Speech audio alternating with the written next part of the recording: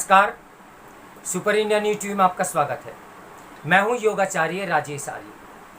आइए देखते हैं आज का विशेष समाचार योग दिवस पर। उससे पहले अंतर्राष्ट्रीय योग दिवस की आप सभी को बहुत बहुत शुभकामनाएं। क्या योग दिवस पर केवल शुभकामनाएं देने मात्र से हम निरोगी हो सकते हैं? क्या योग बहुत से लोग एक्सरसाइज के रूप में योग को करते हैं? क्या उन्हें वास्तव में योग करके वह फायदा मिल रहा है जो उन्हें योग द्वारा मिलना चाहिए? तो आओ योग पर हम एक चिंतन करें, मंथन करें और योग को धारण करें। मनुष्यता के लिए अनुपम उपहार है योग। हमें यह आत्मसात करना होगा कि आनंद की तलाश तभी पूरी हो सकेगी जब हम अपने ऊपर नियंत्रण करेंगे।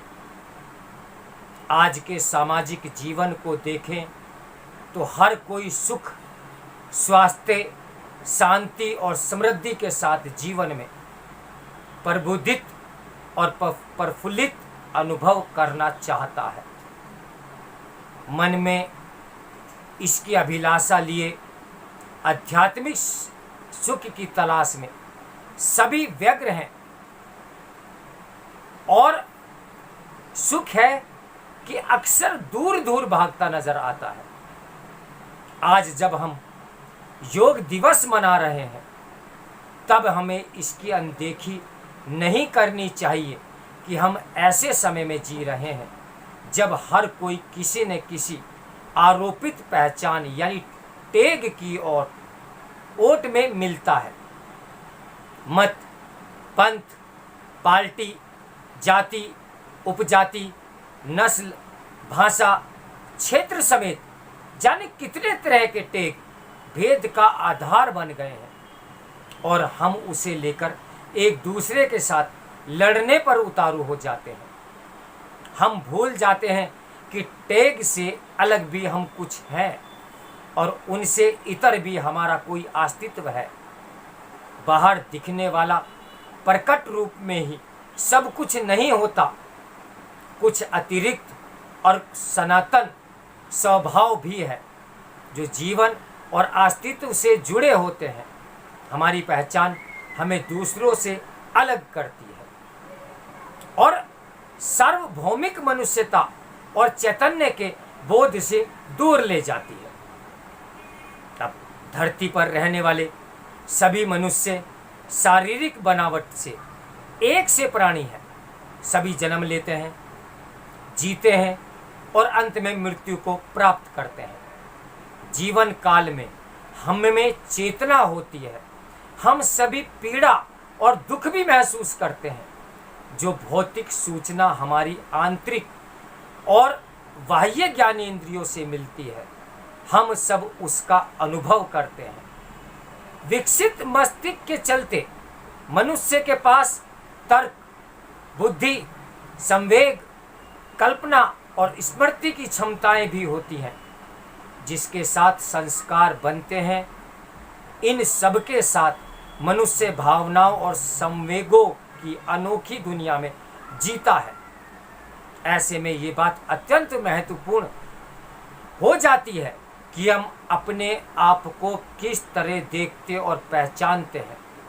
जब हम आरोपित पहचान के हिसाब से चलते हैं तो हमारी आशाएं, आकांक्षाएं भी आकार लेती हैं।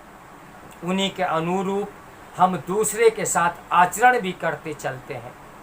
इस आपाधापी में आभासी, अस्थायी और संकुचित आधार वाले जीवन शैली अपनाते हैं और ऐसी भागम भाग वाली दौर में शामिल हो जाते हैं जिसके चलते घोर प्रतिस्पर्धा जन्म लेती है। एक दूसरे से आगे बढ़ने के चक्कर में हर कोई दूसरे का अतिक्रमण करने को तैयार है। इस तरह वैमनस्य की नींव पड़ती है और बड़ी जल्द आक्रोश और हिंसा का रूप लेने लगती है। ऐसे में निश्चय, असंतोष और पारस्परिक तुलना के कारण तनाव और चिंता के भाव लगातार डेरा डाले रहते हैं।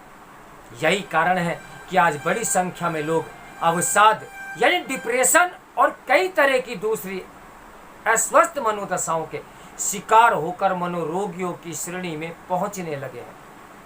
मानसिक विकारों की सूची बहुत ज़्यादा लंबी होती जा रही है और अमीर हो या गरीब सभी उसमें शामिल हो रहे हैं।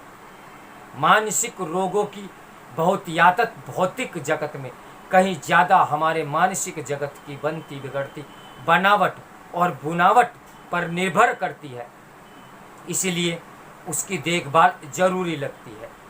इसके लिए व्यक्ति को अपने जीवन की प्रक्रिया को सतत नियमित करने की और करते रहने की जो आवश्यकता है, योग उसकी ही तो पूर्ति करता है। दुर्भाग्य से बाहर की दुनिया का प्रभाव इतना गहरा और सबको ढक लेने वाला होता है कि वही हमारा लक्ष्य बन जाता है और उसी से ऊर्जा पाने का भी एहसास होने लगता है। हम अपने अंतशः की चेतना को भूल बैठते हैं और यह भी है कि बाह्य चेतना और अंतशः की चेतना परस्पर संबंधित है। मनुष्य खुद को विषय और विषयी दोनों रूपों में ग्रहण कर पाता है। मनन करने की क्षमता का माध्यम और परिणाम आत्म नियंत्रण से जुड़ा हुआ है। भारतीय परंपरा में आत्म नियंत्रण पाने के उपाय के रूप में अभ्यास और वैराग्य की युक्तियां सुझाई गई हैं। इसमें अभ्यास आंतरिक है, वैराग्य बहुमुखी अर्थात अंदर और बाहर दोनों का संतुलन होना आवश्यक है। अभ्यास का आशय योग का अभ्यास है जो हमें अपने मानसिक जगत को शांत और स्थिर रखने के लिए बहुत जरूरी है। दूसरी ओर बाह्य जगत के साथ अनुबंधित होने से बचने के लिए वैराग्य या अनासक्ति भी अपनानी होगी। वस्तुतः दोनों एक दूसरे के पूरक हैं और एक के बिना दूसरा संभव भी नहीं है। यदि बाहर की दुनिया ही अंदर भी भरी रही तो अंत से चेतना विकसित नहीं होगी। इसलिए अभ्यास यानी योग वैराग्य का सहायक या अनुपूरक समझा जाना चाहिए। इसके लिए विवेक की परिपक्वता चाहिए, जिसके लिए जगह बनानी होगी। आज के दौर में अंत से चेतना और बाह्य चेतना दोनों की ओर ध्यान देना बहुत जरूरी है। आनंद की तलाश तभी पूरी हो सकेगी जब हम अपने ऊपर नियंत्रण करें। पूर्णतः अंदर और बाहर की दुनिया के बीच संतुलन बनाने में ही यह कार्य है।